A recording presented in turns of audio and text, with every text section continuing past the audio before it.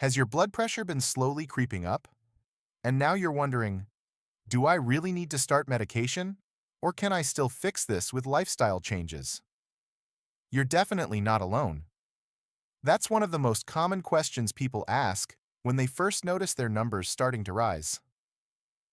The thing is, there's no simple answer.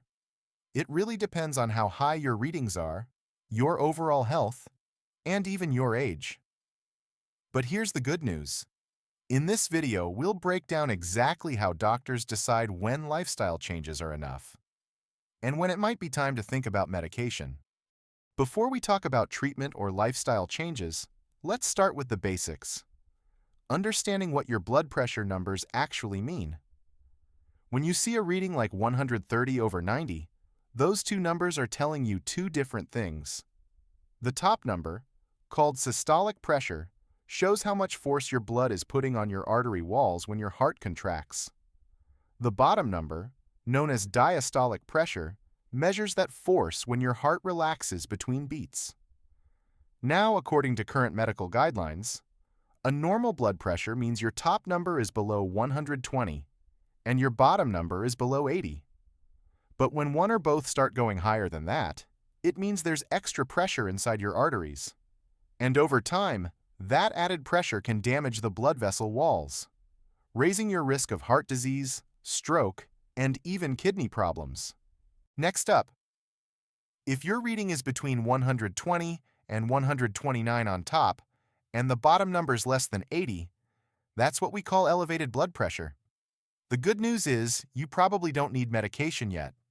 It's a bit higher than normal, but it hasn't reached the high blood pressure range. Unless you already have another health condition, like kidney disease or heart problems, your doctor will probably say you don't need medication for now. But here's the thing, don't ignore it. You're getting close to high blood pressure, but you can still fix it.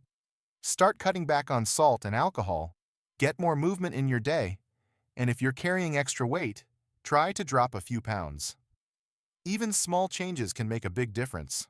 If your systolic's between 130 and 139, and your diastolic's between 80 and 89, that's what we call stage 1 hypertension. Now at this stage it's not an emergency, but it is a sign that your blood pressure's starting to get a little too high. That's why it's so important to take action early. For most people, doctors usually recommend lifestyle changes first before starting any medication, just like the American College of Cardiology suggests. That means cutting back on salt and alcohol, staying active, managing stress, and maybe losing a bit of weight if you need to. Your doctor will also look at your overall heart risk, things like your age, cholesterol, or if you have diabetes or heart disease. If your risk is higher, they might consider starting medication a little sooner. But if not, you'll usually get a few months to focus on lifestyle changes and see if those help bring your numbers down. It's all about catching it early, because small changes now can prevent bigger problems later. If your blood pressure reaches 140/90 or higher, that's what we call stage 2 hypertension. At this point, your doctor will likely recommend starting medication, along with lifestyle changes to help bring those numbers down. But here's something important.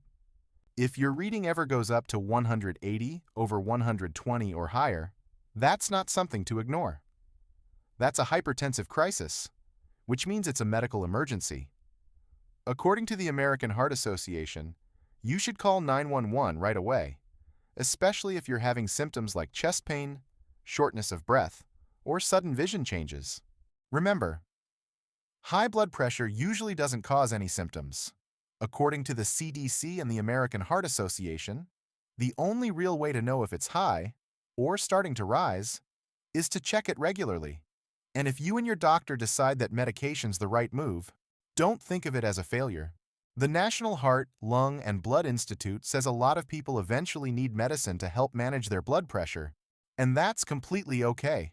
But even then, don't skip the healthy habits.